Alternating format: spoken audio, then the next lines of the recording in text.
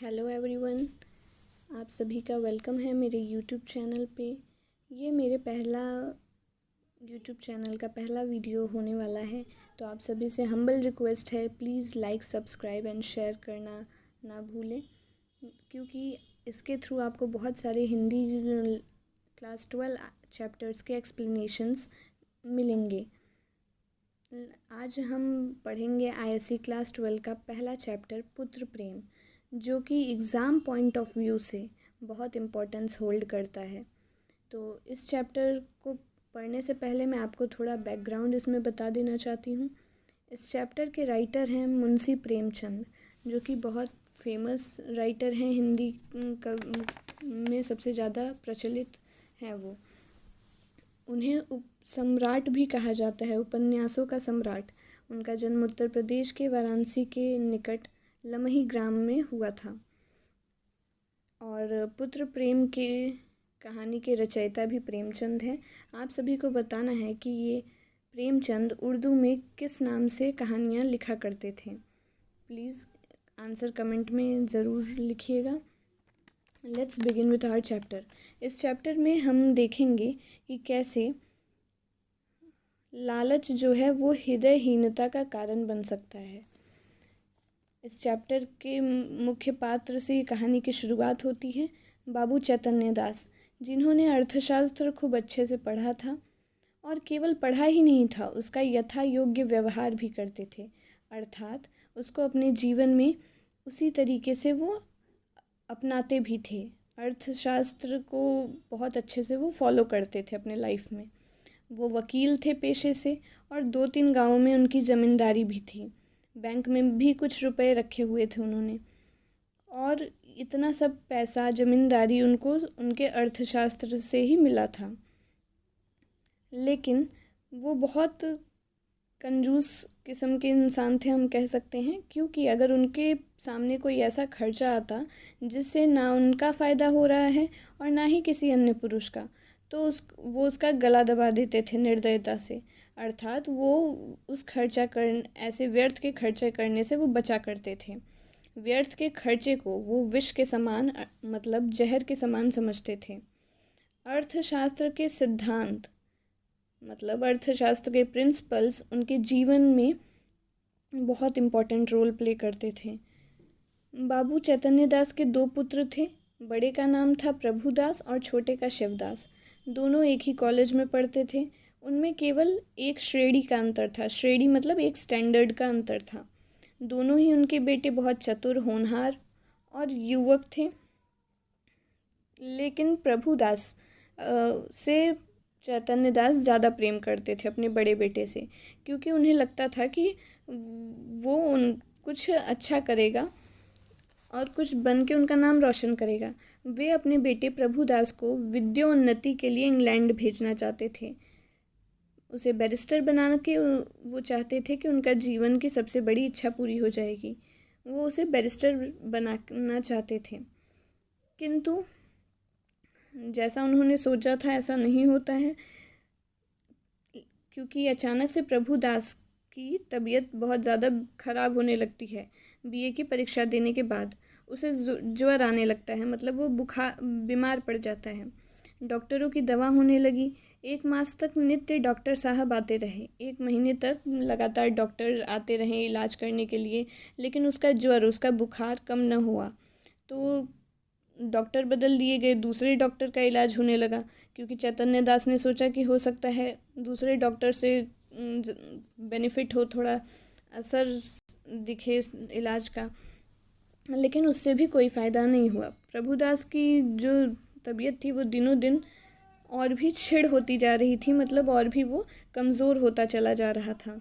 उसके अंदर उठने बैठने की शक्ति नहीं थी और वो इतना कमज़ोर हो चुका था कि और उसमें सारी उत्साह ख़त्म हो चुके थे। क्योंकि जब उसे परीक्षा में प्रथम श्रेणी में से अंक प्राप्त करने का शुभ संदेश मिलता है, फिर भी वो कोई खुश नहीं होता है, उसके अंदर कोई उत्साह नहीं दिखता है। वह सदैव हमेशा वह गहरी चिंता में डूबा रहता था।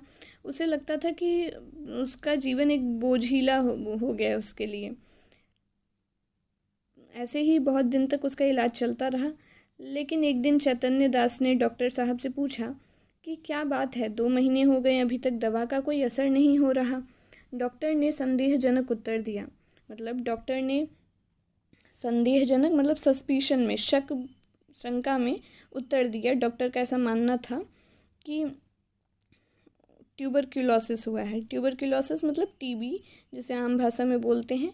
चैतन्य दास ने व्यग्र होकर कहा, व्यग्र होकर अर्थात वो आश्चर्यचकित हो गए और उन्होंने कहा, तपेदिक?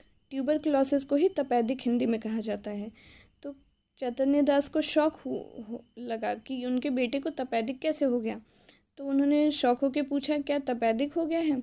डॉक्टर जी ने कहा, जी हाँ, इस बीमारी के सभी लक्षण प्रभुदास में दिखाई देते हैं। चैतन्य दास बहुत अविश्वास के भाव से कहते हैं, मतलब उन्हें बिलीव नहीं हो रहा था कि ये बीमारी इसको, मेरे बेटे को कैसे हो सकती है। डॉक्टर ने फिर दुख जताते हुए कहा कि नहीं, ये रोग बहुत गुप्त तरीके से शरीर में प्रवेश करता है। चैतन्य दास फिर कहते हैं कि मेरे खानदान में तो यह रोग किसी को नहीं था, तो यह रोग प्रभुदास को कैसे हो गया। डॉक्टर ने फिर अनुमान लगाते हुए बताया कि हो सकता है कि इसके दोस्तों से, इसके मित्रों से इसके अंदर इस बीमारी के जर्म या कीटाणु आ गए हों। चैतन्य दास थोड़ी देर सोचते हैं, फिर वो डॉक्टर से पूछते हैं कि हमें क्या करना चाहिए। डॉक्टर कहते हैं, दवा करते रहिए, अभी फेफड़ों तक असर नहीं हुआ है, इनके अच्छे होने की आशा है। चैतन्य दास डॉक्टर से सवाल करते हैं कि कब तक दवा का असर होगा, कितना इलाज कराना पड़ेगा। डॉक्टर बताते हैं चैतन्य दास को कि प्रभुदास को ठीक होने में 3-4 महीने लग सकते हैं, क्योंकि ये जो बीमारी हुई है प्रभुदास को, तपेदिक, उसका जो प्रभाव है वो जाड़ों में, ठंड के मौसम में कम हो जाता है। चैतन्य दास कहते हैं कि क्या अच्छे हो जाने पर प्रभुदास पढ़ पाएगा, पढ़ने में परिश्रम कर सकेंगे। तो डॉक्टर उनको चेतावनी देते हैं कि शायद वो मानसिक परिश्रम न कर सकें, क्योंकि इस बीमारी के बाद मानसिक परिश्रम करने से उनके स्वास्थ्य में और भी परेशानी आ सकती है। चैतन्य दास फिर सलाह देते हैं कि क्या हमें तब इसे किसी सैनिटोरियम में भेज देना चाहिए, अगर वहाँ पे भेज दूँ तो क्या इसका तबीयत ठीक हो जाएगा। सैनिटोरियम पहाड़ी स्वास्थ्यालय होता है, मतलब पहाड़ी इलाकों में जहाँ पे पेशेंट को रखा जाता है और इलाज किया जाता है। डॉक्टर कहते हैं कि हाँ, वो तो बहुत ही उत्तम विचार है, बहुत ही सही रहेगा, प्रभुदास वहाँ से शायद ठीक हो जाए, लेकिन फिर भी वो मानसिक परिश्रम नहीं कर सकेगा, मतलब वो पढ़ाई लिखाई नहीं कर सकेगा। चैतन्य दास निराश हो जाते हैं और वो कहते हैं कि तब तो इसका जीवन नष्ट हो गया, मतलब कि अगर वो परिश्रम नहीं कर सकेगा, पढ़ाई लिखाई नहीं कर सकेगा, तो उसका जीवन किसी काम का नहीं है। क्योंकि चैतन्य दास की बड़ी इच्छा थी और अभिलाषा थी कि वो प्रभुदास को, अपने बड़े बेटे को, बैरिस्टर बनाना चाहते थे। हमने कहानी के शुरुआत में पढ़ा था। इसलिए चैतन्य दास निराश हो जाते हैं डॉक्टर की बात सुन के। फिर धीरे धीरे गर्मी बीत जाती है, बरसात के दिन भी आ गए, लेकिन प्रभुदास की दशा और भी बिगड़ती ही जा रही थी। उसकी दशा में कोई भी सुधार देखने को नहीं मिल रहा था। वो बिस्तर पे पड़े पड़े बहुत विचार में डूबा रहता। बहुत से रोग, उस रोग के बारे में बहुत से डॉक्टरों के व्याख्याएं को पढ़ा करता था और उनके, डॉक्टरों के अनुभवों से अपनी अवस्था की तुलना किया करता। वो पहले कुछ दिनों तक तो अस्थिर चित्त सा हो गया था, मतलब उसका कहीं भी जो मस्तिष्क था, उसका ध्यान जो था वो कहीं नहीं लग पाता था, वो बहुत विचलित रहता था। और जैसे ही वो थोड़ा सा ठीक होता, उसके स्वास्थ्य में थोड़ा सा उसे सुधार लगता, तो वो फिर से अपनी पुस्तकें उठाकर पढ़ने लगता या देखने लगता, या विलायत यात्रा की चर्चा करने लगता था। विलायत यात्रा मतलब विदेश यात्रा की चर्चा। और ऐसा करने की वजह से उसका ज्वर का प्रकोप और भी बढ़ जाता था। जब उसका ज्वर बढ़ जाता तो वो निराश हो जाता था जीवन से। किंतु कई मास के पश्चात जब उसे विश्वास हो गया कि इस रोग से मुक्त होना कठिन है, तब उसने जीवन की चिंता छोड़ दी। जब उसने बहुत से डॉक्टरों की व्याख्याएं पढ़ी तो उसे समझ में आ गया था कि अब मैं इस बीमारी से रिकवर नहीं कर सकता हूँ खुद को। तो वो बहुत दुखी हो गया और उसने अपने जीवन जीने की भी चिंता छोड़ दी। वो घर वालों की निगाह से बचकर औषधियाँ ज़मीन पर फेंक दिया करता था, क्योंकि अब उस बहुत निराश हो गया था। उसके मन में कोई भी आशा नहीं बची थी जीवन जीने की। और अपना मन बहलाने के लिए वो मित्रों के साथ बैठ जाता, उनसे कोई बातें करता। लेकिन अगर कोई मित्र उससे उसके स्वास्थ्य के बारे में पूछ लिया करता तो वो चिढ़ जाता था। उसके भावों में एक शांतिमय उदासीनता आ गई थी। इसका क्या मतलब है? शांतिमय उदासीनता का मतलब है कि वो उदास रहता था और बहुत कम बोलता था, और बातों में एक दार्शनिक मर्मज्ञता पाई जाती थी। और वो जो बातें करता था वो बहुत ही दार्शनिक फिलोसॉफिकल बातें किया करता था अपने दोस्तों से। लोक रीति और सामाजिक प्रथाओं पर बहुत निर्भीकता मतलब निडरता से वो आलोचनाएं किया करता। आलोचनाएं मतलब जो पुराने कस्टम्स होते हैं, सोसाइटी के रिचुअल्स होते हैं, पुराने जो सोशल लेवल्स होते हैं बेसिकली, उसको उसकी वो बहुत निडरता से बुराई करता, जो उसे पसंद नहीं आता। तो अगर प्रभुदास का चरित्र चित्रण करने को एग्ज़ाम में आता है तो आप उसके बारे में ये सब पॉइंट मेंशन कर सकते हैं। फिर आगे हम देखेंगे चैतन्य दास क्या सोच रहे थे उसकी बीमारी के बारे में। चैतन्य दास के मन में रह रहकर शंका उठ रही थी कि जब उसका इलाज कराने से कोई फ़ायदा नहीं है, परिणाम पॉजिटिव नहीं आने वाला, विदित ही है, मतलब परिणाम जो है, रिजल्ट जो है वो नेगेटिव ही होने वाला है, कुछ अच्छा नहीं होने वाला, तो फालतू में उसके ऊपर इतना पैसा खर्च करने से क्या लाभ। इसीलिए उनके इस विचार से हमें ये समझ में आता है कि अर्थशास्त्र का सिद्धांत उनके पुत्र प्रेम पर गालिब हो गया था। वो बस अपने पुत्र का इलाज इसीलिए कराए जा रहे थे क्योंकि उन्हें लोक समाज का भय था। वो सोचते थे कि लोग क्या कहेंगे, इसलिए वो धैर्य के साथ दवा दर्पण करते जाते थे, लेकिन उनका कोई इच्छा नहीं था उसका इलाज कराने की। जाड़े का मौसम आ गया। जैसा डॉक्टर ने कहा था कि जाड़े में प्रभुदास की तबीयत सुधर सकती है, लेकिन जाड़े में भी प्रभुदास के तबीयत में कोई भी बदलाव देखने को नहीं मिलता है।